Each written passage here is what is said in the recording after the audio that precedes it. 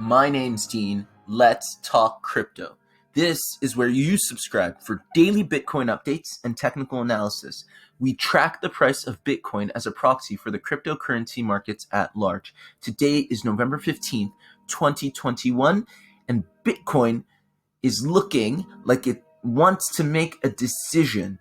It's looking like it's the calm before the storm. It's on the precipice. You get the picture. All right. Right now, we're on the 12-hour time frame, and there's a reason for that. I would like to talk about three things today. One, obviously, what Bitcoin's doing, where we are in terms of price action, what we can expect in the immediate short term, in the medium short term. Secondly, I want to give a few trading tips. As I said in the previous video, a lot of you all, I've noticed, at least the most active community members, are active traders, okay? So I want to talk a little bit about how to make your setups, how I make my setups, right?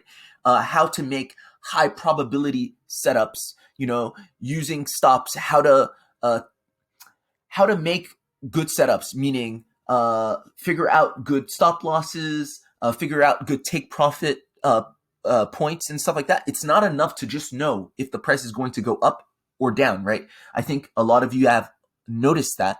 Charting is one thing. It's relatively simple, but trading is a whole nother monster, right? Being successful in trading, you have to know how to make good setups, good high probability setups, and you have to be able to rinse and repeat, especially if you're a swing or a scalp trader or somewhere in between. If you're a position trader, obviously you have larger positions on longer time frames, but I don't think many people in this group are position traders. Usually position traders trade a large amount of capital over a long period of time, okay? So anyway, with that being said, let's get into it. Right now, on the 12-hourly time frame, we can see that, and I've turned on the Vital Algo indicator. By the way, if you're interested in Vital Algo, this is a partner of the channel. You can try it out for free for, I think, a week or two. I forget. I think it's a week, maybe a week. And you can, if you decide to purchase, you get 25% off at checkout using code SD. Anyway, that's all in the description below. Here, we see that we're clearly in our C wave, okay? What happened over the weekend or just yesterday? We got this massive B wave, right? That B wave came up and actually made a lot of people who are bullish on the price of Bitcoin more confident, right? But we all know in this on this channel that that's clearly a B wave, and B waves are just counter trend. They're counter trend waves, okay? They're not anything that you long, right? It's basically an interruption of the larger kind of trend. And one of the reasons I want to show you the 12-hourly chart, first, let's take off this Vital Algo indicator, and we'll turn it back on in a second. So without it, what does this look like? It's not that complicated, right?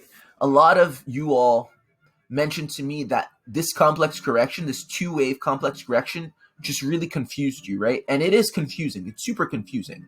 But if you zoom out, you're clearly looking at a 1, 2, 3, 4, 5. If you zoom out, it's quite simple, right? It's when you zoom in, yeah, that zero is right there. When you zoom in, you see the complexity of this A, B, C. It blows your brain, right? You can say it's a WXY if it's a complex correction, but it's just a correction at the end of the day, right? It's a two-wave correction, and on the 12-hourly chart, it looks like it should look, right? You come down with the impulsive wave, you go up, you bounce down, test the bottom of the range, you go back up again to test the top of the range, and then you turn back around and resume your downtrend, your initial downtrend. Let's go on the 12-hourly time frame, or 4-hourly time frame, sorry. Okay, now we have a little more definition, and the 4-hourly time frame, personally, is my favorite time frame for setups. So if I'm going to make a trade, for instance, this short that I got in around here, I did it on the 4-hourly time frame, right? There's too much noise on the smaller time frames. The lower the time frame, The smaller the time frame, the greater the noise, the greater the volatility, okay? And you want the higher the time frame, the more reliable the support and resistance patterns are, the more reliable the fib patterns are. So if you're going to make your setups, I would recommend, not financial advice, but I would recommend doing it on the 4 hourly and above. You make your entries on the lower time frames, but your setups, your whole plan is made on 4 hourly and above. I hope that makes sense. So even here, 4 hourly time frame, you see this big drop, you know that it's going to retrace here. You're not exactly sure how it's going to get here, but you know it's going to come back to between the 0.5 and the 618, right? Because you know that it's a 2 wave, right? In your larger analysis, you know that this is a 1 wave because we just ended 5 waves. You got an ABC pivot. You know that this is a 1 wave. You know that your 2 waves going to come between the 0.5 and the 618. And that's exactly what you got. Your 2 wave came, this B wave that was so like treacherous, so confusing. It just simply came between the 0.5 and the 618 fibs of this drop, right? Let's keep it simple. So where do you put your stops if you're going to short this, right? Obviously behind the 618, because we all know in Elliot Wave theory that a 2 wave cannot retrace beyond the 618 of the impulsive move, right? So this is where I put my stop, right behind the 618, close right behind the 618. And then what I did, basically this is me. I do not follow what I do necessarily. You know, this is just me. I'm just telling you what I'm doing. I'm not telling you to do anything. I don't care what leverage it is. I can trade on 100x leverage. It doesn't matter to me. What matters to me is the risk management. And how I manage risk is I simply take from my stop loss. If my stop loss is going to be right above the 618, I take 0.5. I measure 0.5 minimum, a 0.5 from that stop loss to tell what my liquidation point, my minimum liquidation point must be. So if I was using this chart, for instance, my minimum liquidation point would be 67,144. You see that? Here, let me just click that. It said minimum, right? And why is this? Whoops. Let's do that again. Let's say my stop's right above the 618, right? And you get less wicking on the larger time frames, by the way, because the smaller time frames, you can get wicking if you can get wicked out. Even if your fibs are, you know, all in order, it's easy to get wicked out. So that's why large time frames. So my minimum my minimum liquidation point is 67,257. If I were to try and figure out what leverage I wanted to use, right? Whatever leverage would give me a minimum liquidation point of this, right? I said minimum. Why? Because of execution fees, because of trading fees.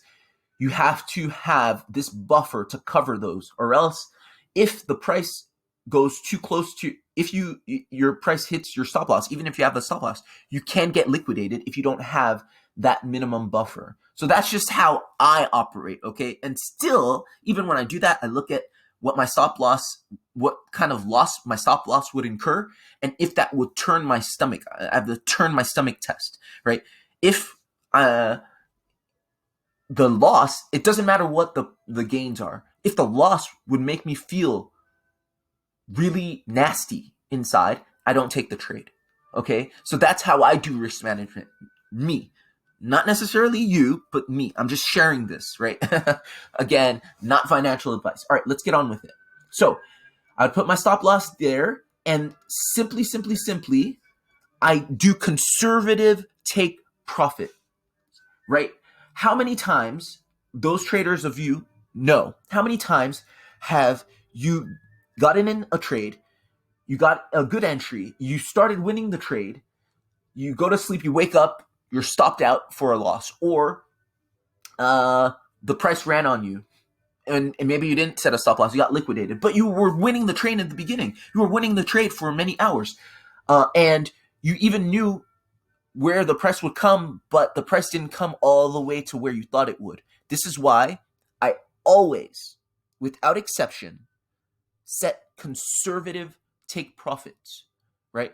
You do not want to get greedy. It's easy. You're like, ooh, I'm making so much money. This trade is going in my favor. why don't I just put my take profits even lower, whatever? Be happy missing out on some gains in order to take profit. Okay? And what does that mean? In this instance, right here for this trade, if I'm doing the trend-based extension on this drop, I would use this low, right? Because we come down, we go up, we come back down again. That to me means that this is the low, this is the impulse that I'm going to use. And you can see that actually, let's go into the higher time frames.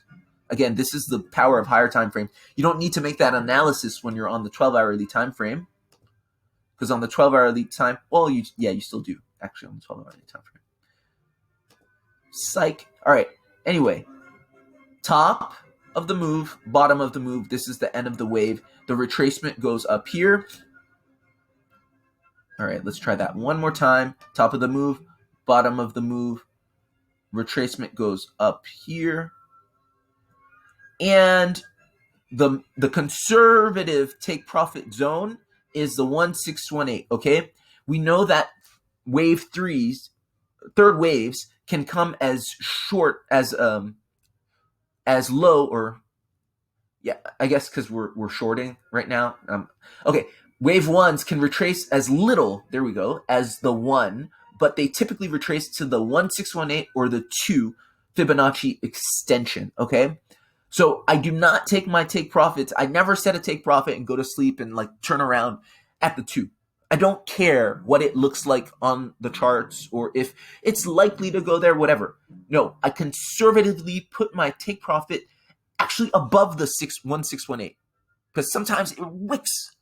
And I've had that before where it literally just kissed the take profit, and because it didn't close a candle at that point, a certain time frame, whatever the exchange was, I think it was Phemex, it didn't close like a I don't know what, a 15-minute candle at that point, then it didn't register, and I actually ended up either losing the trade or I lost the trade because it got stopped out for a minimal loss, right, when I could have taken profit. So I always put it a little bit before. So I'm going to take my profits a little bit before the 1618, just a few percentage points before the 1618, all right?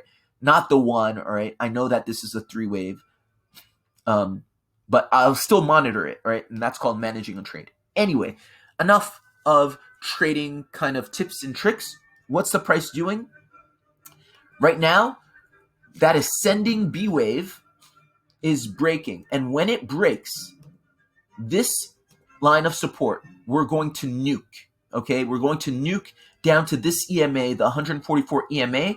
And then once we hit that, we're going to bounce a little bit and then nuke some more, okay? And that'll get people's attention who think that this is going to the moon, who don't know what a B wave, who think that this is a continuation pattern. It's not a continuation pattern. It's a relief pattern. It's a counter trend pattern, okay? So that's basically what's happening with the price. We're right here. We just started dropping from this top of 66K.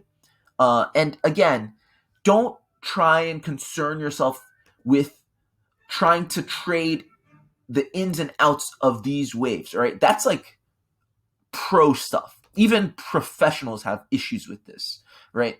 Like for instance, once we got here, I longed up to here, right? And then I didn't know what to do after this, to be honest with you. And actually from that long, if I was smart, I would have taken all of these trades off. And that's 3 days of not trading for me. It was just tough, but I lost a lot of trades right here. But again, I controlled for risk. But this is a no trade zone for a lot of people. Okay. Anyway, the price went all the way up to 66, and yeah, if we go into the weeds, we could have seen how the B wave was to retrace to 66, and one of you also called that, and kudos to you. But now let's do the high probability easy trades.